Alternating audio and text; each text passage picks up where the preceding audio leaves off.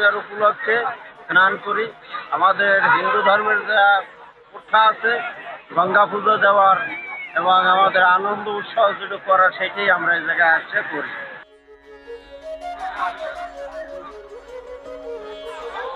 এখানে আমি সবাই পাপি নিজেকে পাপ প্রাচিত্য করার জন্য বসে, অঙ্গ প্রাচিত্য করা হয় ফুল জল তুলসীপত্র দ্বারা, অন্ন জল বস্ত্র আদি, থালা গ্লাস কলস তিল তাম্রপাঠ আদি ইয়া দিয়ে এই যে পুণ্যর্থী কাজের জন্য এখানে বসা হয়।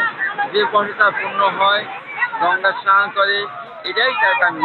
এখানে ধান দুর্গা তুলসী, তারপরে সিঁদুর দিয়ে গঙ্গাকে পূজা করে, গঙ্গাকে আমন্ত্রণ করে আমরা সেই পুজো সম্পন্ন করি।